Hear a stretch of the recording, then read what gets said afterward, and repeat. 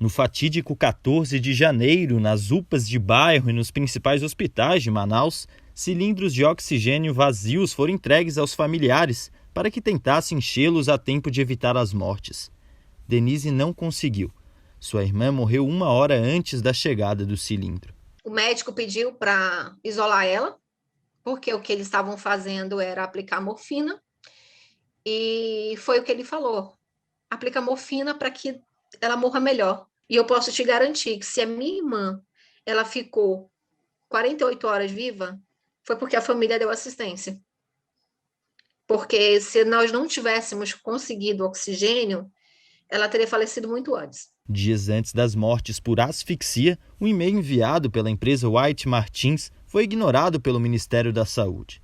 A empresa solicitava apoio logístico imediato para o transporte de 350 cilindros de oxigênio gasoso a Manaus. De 8 a 14 de janeiro, das 1.057 mortes registradas na capital amazonense, 46% foram em decorrência da Covid-19, segundo a Prefeitura Municipal.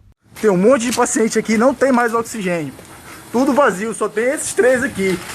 Estão pegando da ambulância para ver se ajuda. A crise em Manaus foi o ponto de partida para a criação da CPI da Covid no Senado, que investiga a conduta do governo federal durante a pandemia. O general Eduardo Pazuello, que foi ministro da Saúde entre maio de 2020 e março de 2021, é tido como testemunha central pelos senadores. Ainda em janeiro, um inquérito foi aberto pelo STF para investigar a conduta de Pazuello no colapso em Manaus. No mês passado, foi a vez do Ministério Público Federal ajuizar uma ação contra o general pela omissão no fornecimento de oxigênio aos pacientes. Aquilo que subiu a temperatura e disse, olha, ou a gente investiga agora, ou nós vamos ter outras Manaus por aí pelo Brasil que não poderão ser evitadas a tempo, porque o governo vai considerar que pode fazer o que quiser. Então, esse foi, digamos, a ponta do iceberg que leva a uma investigação de tudo que está por trás do ápice da crise, do ápice do caos representado por Manaus. Após alegar que teve contato com pessoas infectadas pelo vírus, Pazuello adiou o depoimento na CPI por 2 semanas e conseguiu o direito de permanecer calado durante o interrogatório, previsto para acontecer na próxima quarta-feira. O silêncio do militar foi autorizado pelo Supremo Tribunal Federal após pedido da Advocacia Geral da União. Além das mortes por asfixia, pesa contra Pazuello o incentivo ao tratamento precoce. Com a presença do militar, uma comitiva do Ministério da Saúde chegou a lançar em Manaus, dias antes do colapso nos hospitais, um aplicativo que incentivava o uso dos remédios sem eficácia comprovada cientificamente. Na época, um ofício enviado à Secretaria de Saúde de Manaus por Mayra Pinheiro, secretária de Pazuello na pasta, pressionou a gestão municipal pela utilização dos antivirais. Ele esteve pessoalmente, fez por escrito e repetimos. Veja, isso não foi num momento qualquer, não é no momento em que queriam tratar precocemente a doença, não.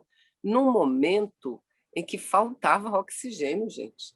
Em que o Ministério das Relações Exteriores negava, em que o ministro da Saúde dizia que o Brasil não tinha avião suficiente ou com tamanho adequado para levar o oxigênio. Mayra Pinheiro, chamada de Capitã Cloroquina, e outras autoridades amazonenses estão intimadas pela CPI para esclarecer fatos sobre o tratamento precoce e a ideia de imunidade de rebanho. O vice-governador do Amazonas, Carlos Almeida Filho, chegou a revelar na última semana que a orientação foi incorporada pelo governador Wilson Lira, do PSC, após pressão do Planalto. O governo estadual nega a acusação. Além de ter sido campo aberto para o surgimento de uma cepa mais letal do vírus, Manaus já havia presenciado um primeiro colapso de internações e sepultamentos entre março e abril de 2020. Se tivesse um governador com um mínimo de responsabilidade, de coragem, ele teria enfrentado o governo federal. Então é para isso que eu quero que a CPI volte os seus olhos. Volte os seus olhos e entenda que o Amazonas é um caso especial, porque enquanto continuar este secretário, este governador, a população continuará em risco.